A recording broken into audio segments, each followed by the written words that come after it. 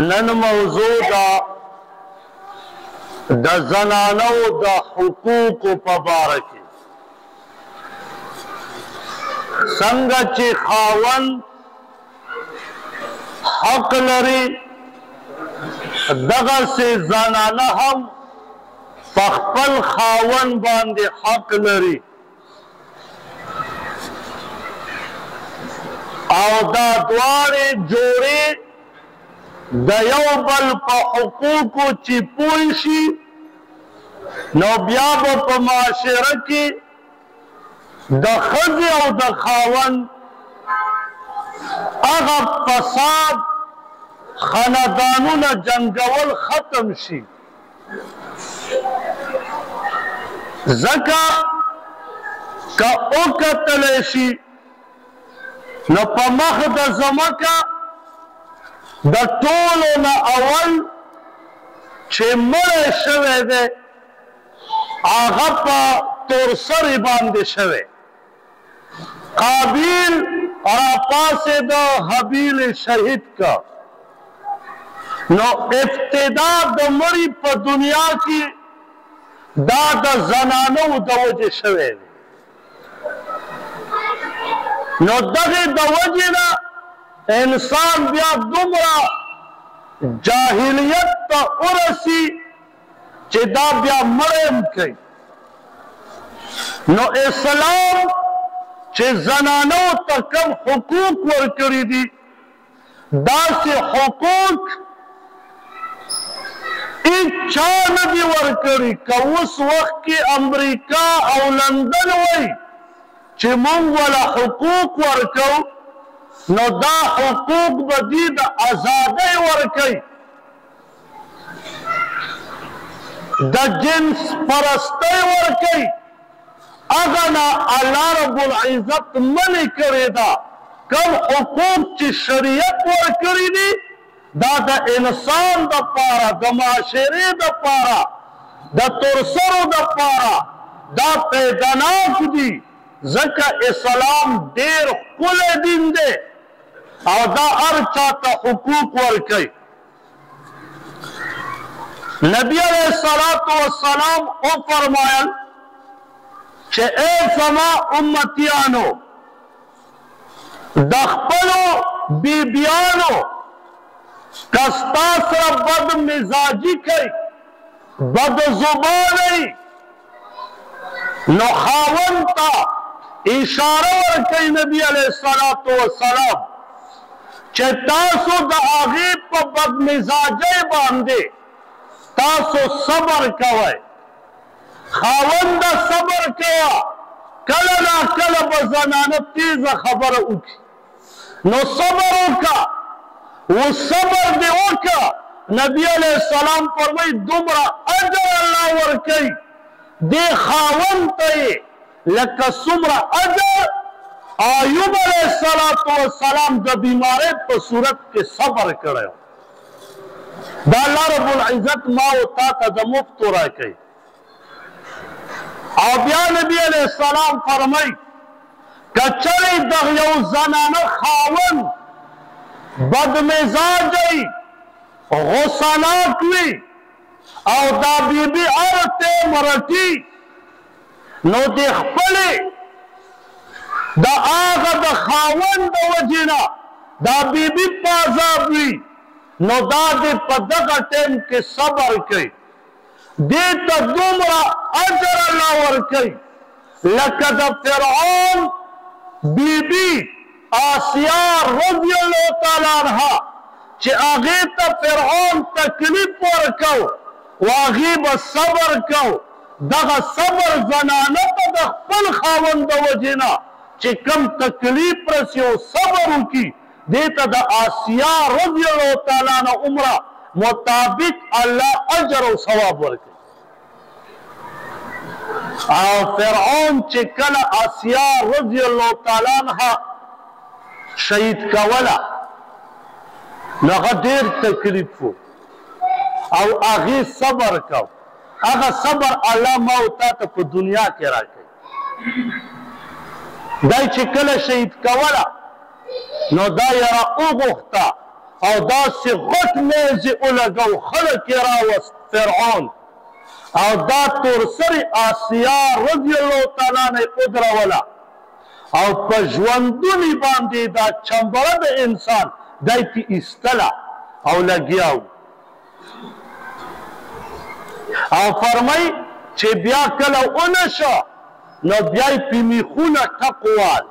بیا هم د اسلام نه وانه اورېده نو بیا یې وله په لاسونو مبارکو پښتو باندې دې باندې وله میخونه ټقواله او تادو میخونه یې پرې ټقوال خو لیکن بیا هم د ایمان نه وانه اورېده دغه اجر الله زموږ زنانو ته په دې ورکوي دا څوک برداشت کولی شي چې په ژوندوني دې څوک چاله په لاس د ځمکې سره میخ ټک وایي او ابو هريره رضی الله تعالی عنہ فرمایي وی نبی علیہ الصلوۃ والسلام او فرمایل چې دا زنانو سره خسته سلوک کوئ ښه سلوک کوه د دین مطابق سلوک کوه ځکه چې دا زنانه د ګسې پختۍ نه پیدا ده او دا پختۍ کږه ده که چېرې ته دا ووایې چې زه د خپله ګسه پختۍ سیده کول غواړم نو دا نه سیده کېږي بلکې دا ډوکی به مات کړي همدغه رنګې نبي علیه السلام فرمایي که ته وغواړې چې زه به د خپله بیبي سیده کړم نو ماته به یې کې بلکې د هغې څخه خسته راوړه خسته سلوک کوه ځکه په عقل کې زنانه د سړو نه کمه ده قرآن کې الله فرمایي الرجال قوامون علی النساء سړي چې دي دا اوچت دي په زنانو باندې د پاسه دي په زنانو د پاسه نو زنانه سره به خسته سلوک کې اگر ستا په منځ کې به تکلیف راځي جابر رضی الله تعالی عنہ فرمایي وی نبی علیہ السلام او فرمایل مفهوم مبارک داسې دی وی شیطان خپل تخت په سمندر د پاسه ایښودی وي او خپل بچي دا خوشي کي چې شابه لاړ شئ معاشرو ته و هلته فساد جوړ کړئ نو یو راشي هغه ورته وایي چې بابا جانه ما دا کار کړی دی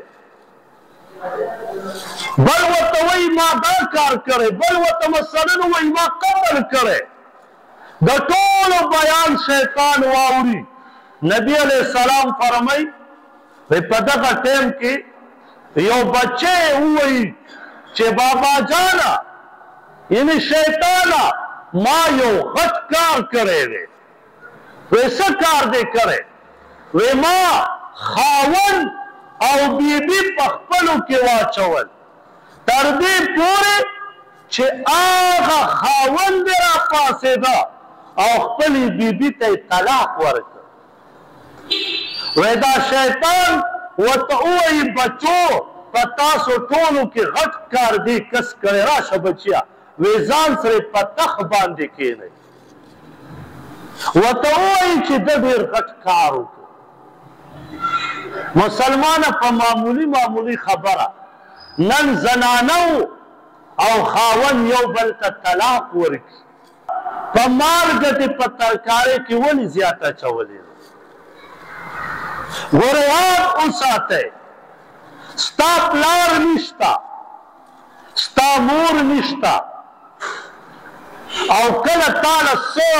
خفګان تکلیف تاوان ورسېده مسلمانه د یار په ځای د دوست په ځای د تسکین دپاره د حوصله افزۍ دپاره خپلې بیبي له راشه خپل فریاد ورته وکړه هغه به تا له تسلي درکړي که ته ووایې چې زه به بیبي له راځم نو ګوره په نبي علیه السلام چې وحی راغله په غار ثور کې اقرأ باسم ربک الذي خلق نبی علیہ السلام فرمائی یا ایوہ المزمل اے شرط قوون کیا نبی علیہ السلام قور ترامند کرا اوئی چې زملوني زملوني اے خدیجه رضی الله تعالی عنها یخنی می کیږي لا خدیجه رضی الله تعالی عنها ایمان نه دی راوړی ځکه پیغمبر ته اوس پیغمبري میلاو شوه نبی علیه الصلاة والسلام ته راغی کېناست نبی علیه الصلاة والسلام په کور کې کمبلې ته تاو کړه خدیجه رضی الله تعالی عنها ته فرمایي اے خدیجه رضی الله تعالی عنها ما سره په غار سور کې داسې معامله وشوه یخني مې کېږي حالن کې د نبی علیه السلام سکت ژوند دی سکت ورونه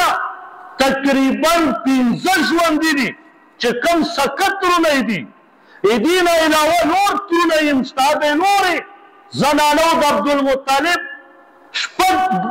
بیبیانې بعضو کې راځي 15 بیبیانې وي خدای سکت را ابو طالب و هغې ته یې فریاد ونه کړه خپل د هغه د زړه فریاد نبی علیه السلام چاته وکړو خپلې بیبي ته یې وکړ او بیبي وله بیا تسلي ورکوي نه ای پیغمبره یا نبی علیه السلام ته ډېر ښه سړی ته د خلقو سره ښېګڼه کې ته دا کې ته دا کې نو پته ولګېده مسلمانه چې مشوره دې راځي بیبي سره کوه د دوست په ځای د بیبي سره وکړه د ملګري په ځای د بیبي سره وکړه قسم په الله په حدیث د عمل وکړه تا ته به پیدا میلاو شي خو افسوس نن موږ د خپلو بیبیانو سره مشورې په کار کې نه کوو مور او پلار دې نشته ول بیبي سره مشوره وکړه مور او پلار دې شته ول د پلار مور سره وکړه بیا د بیبي سره وکړه نن زنانه دومره پرېوتې ده وی د زنانه سره به مشوره نه کې کني کور به دې وراني عالم کې دام یو انسان دی او حقوق کې نبی علیه السلام بیان کړي دي او څومره مینه وکړي عایشه رضی الله تعالی عنها فرمایي و یو ځل مونږ را روان د یو سفر نه وی نبی علیه الصلاة والسلام صحابه ته وفرمایل وی تاسو مخکې ځئ وی مونږ دواړه وروستو را روان شو وی یو ځای ته چې راورسید د مدینې مبارکې په حدودو کې دننه هغه میدان اوس هم شته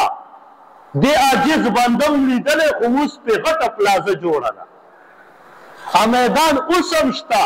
پل دی ګاړې پې ځي د پل نه لاندې هغه ځای باندې اوس هم میدان دی او پلازه پې اوس جوړېږي چې زه تللی وم پلازه پې جوړېده په دغه ځای کې عایشې رضی الله تعالی عنها او نبی علیه الصلاة والسلام ورته وفرمیل عایشې منډه نه و چې څوک به یې ګټي فرمایي منډه مې کړه وی ما منډه کړه نبی علیه السلام هم منډه کړه وی منډه مې چې ووهله ما د نبی علیه الصلاة والسلام نه وګټله وی څه موده بعد بیا نبی علیه السلام ما ته وفرمیل عایشې په بل مقام کې چې عایشې رضی الله تعالی عنها منډه نه و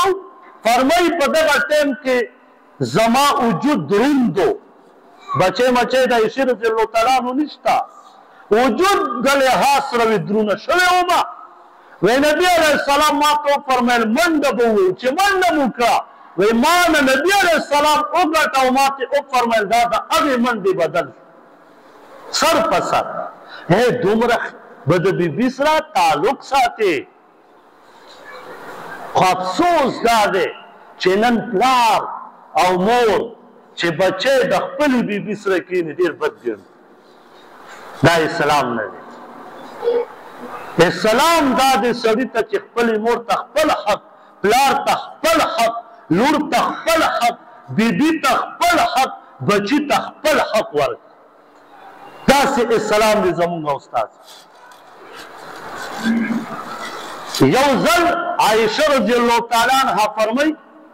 وی نبی علیه الصلاة والسلام ما ته راغی خفګان به خامخا راځي د بیبي او د خاوند په عائشہ رضی اللہ تعالیٰ عنہ فرمائی یو ځل ماته نبی علیہ الصلوۃ والسلام او فرمایل وی عائشہ رضی اللہ تعالیٰ عنہ ته چې کله ما نه خپې ما ته پته لګي او کله چې ما نه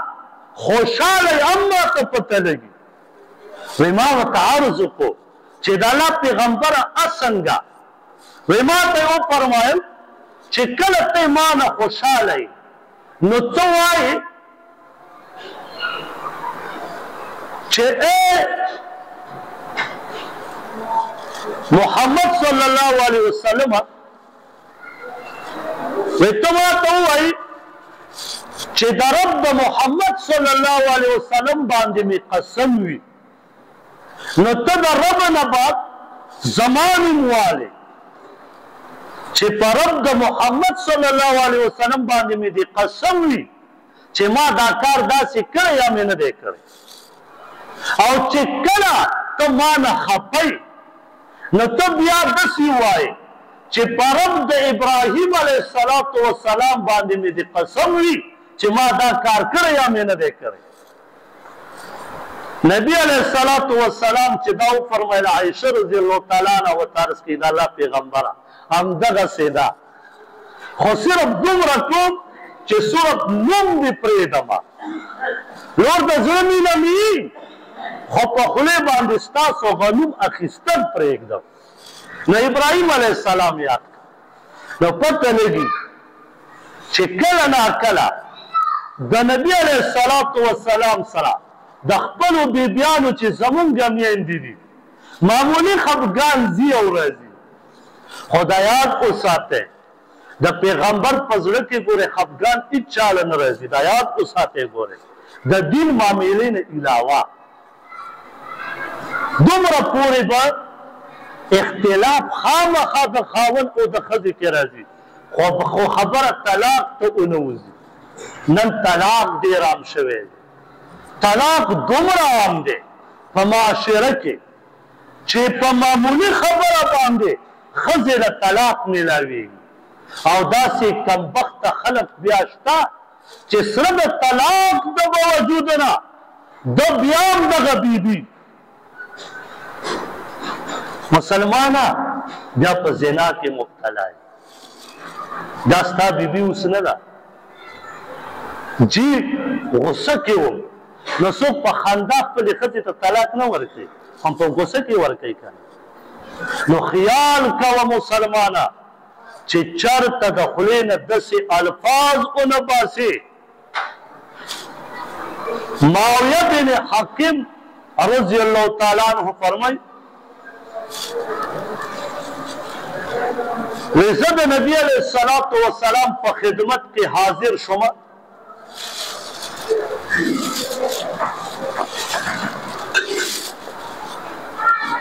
وی ما ورته عرض وکړو د الله پیغمبره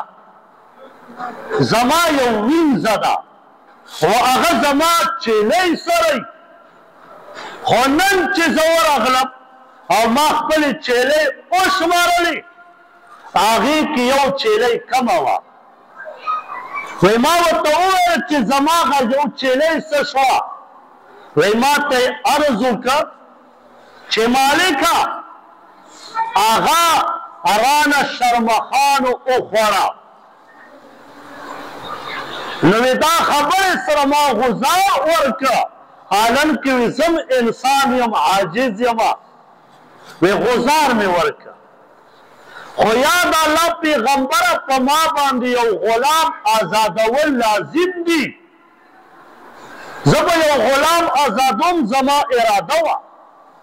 نبی علیه الصلوۃ والسلام ورته وفرمایل چې هغه وینځه راوله وینځه یې چې راوسته ورته وفرمایل این الله الله چرته دی نو هغې وینځې ورته ویل فی السما الله په اسمان کې دی بیا ورته نبي علیه السلام فرمایي چې زما په باره کې دې څه ګمان دی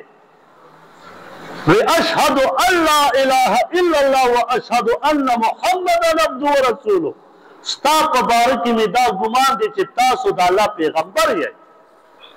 نبی علیہ السلام تو فرمایل آزاد ہے کا دې کې یو څو خبرې دي. اوله دا که چېرې بیبي دې ووهله نو بیا یې د راضي کولو کوشش هم وکړه. دویمه دا بیبي که وخېب په مخ به غزار نه ورکې، په لور وجود غزار ورکه. ایوب علیه السلام قسم خوړلی و چې زه به خپله بیبي وخم. قرآن ذکر کړی. بیا یې خپله بیبي وخله. واقع غټه ده مختصر. نو الله رب العزت ورته حکم وکړ چې سل لرګي یو ځای کا او په هغې غزار ورکه. خو یاد وساته مخ باندې نه. مخ د هغې زینت دی او ته د هغې زینت مه خرابوه. اسلام دومره حدود ښیي خو الله دې مونږ معاف کړي. پته نه لګي. یو کس هغه خپل کور کې د بیبي سره لانجه شوه. هغه را روان شو وایي زما عمر رضی الله تعالی عنه په دغه ټیم کې امیر المؤمنین دی. وی شکایت ولکو چې ما سره بیبي خوله وواله. وی را روان شو. کله چې د عمر رضی الله تعالی عنه کور مبارک ته راورسېد ګیټ یې وټکاو. چې ګیټ یې وټکاو دننه کور کې اوازونه تیز راتله. بهر یې اواز راووت. هغه سړی واپس روان شو. عمر رضی الله تعالی عنه ګیټ کولاو کړه چې ما ته چا ګیټ وټکو چې ورشم چې څوک دی. عمر رضی الله تعالی عنه چې شیطان به په هغه لاره نه شو تللی، په کومه لار به چې عمر رضی الله تعالی عنه صرف لاړو. دومره غصناک چې بهر راووت. سړی داسې لرې و، هغه روان و. هغه وویل چې دا خو دلته هم دغه معامله ده. داسې روان و. عمر رضی الله تعالی عنه ورته فرمایي تعال راشه واپس دې خوا راشه. راغی ورته ویې فرمایل څه مسله دې ده؟ وی جي چې کوم شکایت را راغلی او مغه شکایت مې دلته هم ومونده. نو واپس روان شو. وی څه شکایت؟ وی ما سره خپله بیبي په معمولي خبره غوسه کېږي. زه م غوسه شم، هغه م غوسه شي. عمر رضی الله تعالی عنه ورته فرمایي وی خفه کېږه مه، دغه معامله زما او ستا د دواړو وه، خو دا یوه خبره واوره. ګوره زمونږ او ستاسو بیبي په کور کې د 15 کسانو کار کوي. او وی څنګه؟ وی د کور حفاظت کوي، زما د بچو حفاظت کوي، زما خیال ساتي، زمون کور کې د خوراک خیال ساتي او زما د کپړو خیال ساتي. دا د 15 کسانو ډیوټي ده که نه ده؟ وی جي دا. نو وی خیر دی که یو تیزه خبره وکړي برداشت یې که. څه یې که؟ برداشت یې که.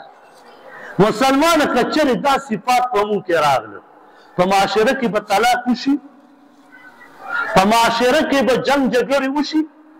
په معاشره کې به دوه خاندانونه د یو بل سره ډزې وکړي. خو نن دغه اصول نه په مال کې شته په سړو کې او نه په ترسرو کې شته. خاوند د هغې نه زیات او بیبي د خاوند نه زیاته. او بیا تعویضونو ته کار وویل. هغه تللی وه یو پیر ته. هسې متل دی والله اعلم چې رښتیا به وي که دروغ به وي، خو یو سبق پکې پروت دی. هغه پیر ته تللی وه، ورته وایي چې ما نه تعویض وکړه او خاوند مې چې په کور راننوځي نو بس ډېره غوسه وي. داسې غوسه وي خاوند مې چې بس کور په بله اړوي. او حالن کې د نبي علیه السلام طریقه به دا وه چې کور ته به تله، نبي علیه السلام مسواک مبارک به واله، کور ته به چې ننوتو. دې کې ډېرې فایدې دي، خو مونږ عمر تېر شو دا عمل تر اوسه پورې مونږ نه دی کړی. یو ځل خو په دې عمر کې وکړه. نو زنانه ورته چې دا فریاد وکړه، پیر صاحب ورته وایي داسې تعویض به دله وکړم چې خاوند دې په کور راننوځي بس چوپچاپ به وي ته مه خفه کېږه خو یو شرط دی زنانه ورته وایي څه شرط وایي شرط دا دی چې دا تعویض چې خاوند یې په کور راځي دا به د ځان سره کلک ساتي دا تعویض او بس په خوله کې به یې دیو او بس چې هغه غوسه کېږي ته زور ورکوه هغه ورته وویل ډېره ښه ده کور ته زنانه راغله اوس دې ته خو پته و چې خاوند ټیم مې دی د روټۍ ټیم دی اوس به راځي بس چې څنګه یې خاوند په کېټ راننوتو دې تعویض راوایستو په خوله کې کلک ونیو بس خاوند دی بس एकदम چغې شروع کړه او په دې ښځې به دې تعویض ته په دې غاښونو کې ښه زور ورکړه کلک کلک او پیر صاحب ورته ویلي وو چې هغه تېزېږي ته به تعویض ته زور ورکړې په غاښونو په دې جامو غاښونو بس همدغه کار یې کو خو به چې خاوند یې دوه درې منټه تېزې خبرې وکړې بس خاوند یې غلی شو ښځې ویل چې ولا چې کمالي پیر صاحب دې رسېدلی دی هغه یو څو ورځې دغسې معامله وشوه یو ځل دا زنانه لاړه چې شکرانه ورکړم پیر صاحب ته پیر صاحب ته تللی ده پیر صاحب وایي څه کار یې وکړه بس نو چې خاوند مې راننولي په خوله کې کېدم او زور ورکړم چک پې ولګوم او چې هغه غوسه کېږي زه زور ورکوم په جاملو کې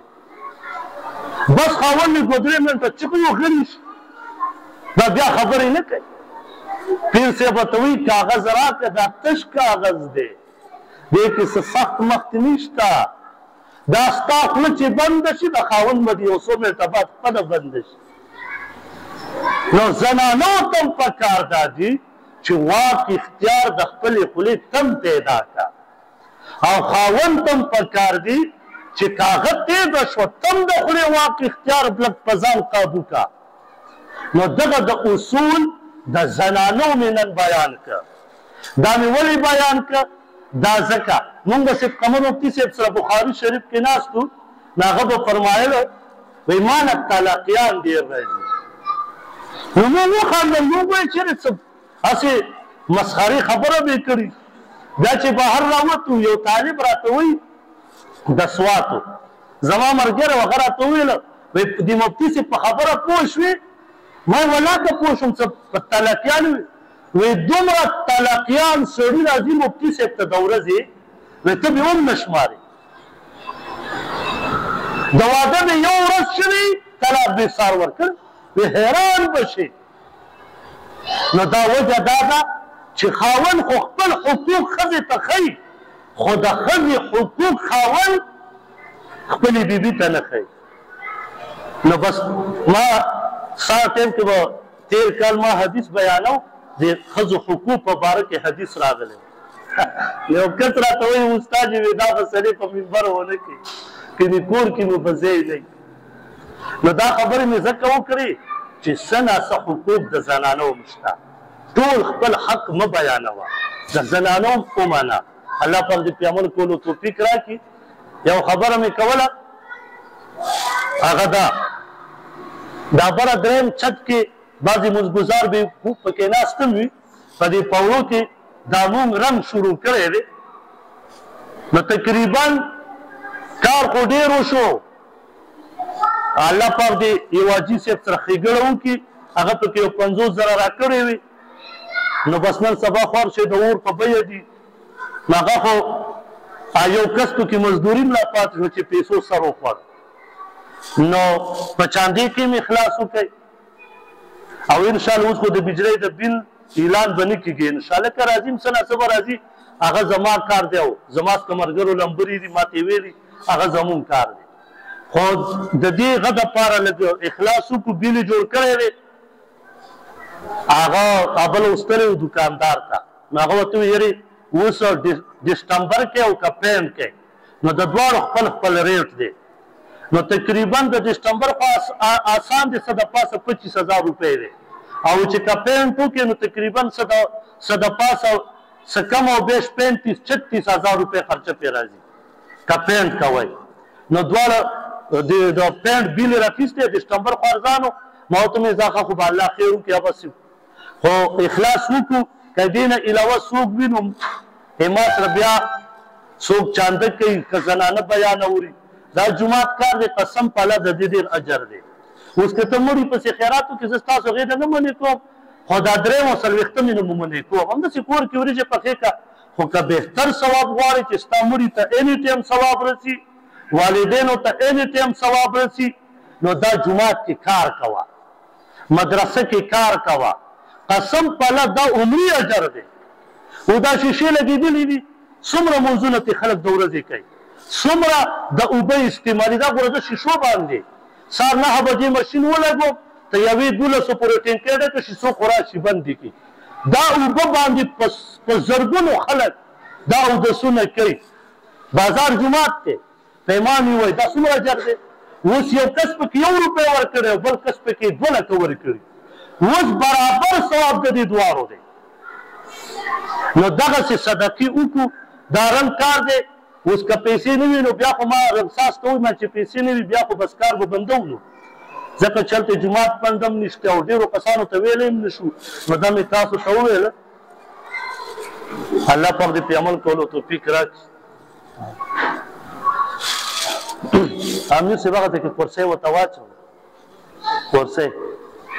دا نه تاسو پاسئ ما تاسو کښېنئ حاجي صاحب هغه ځای کې کورسۍ ده که نشته سر یې خوړلی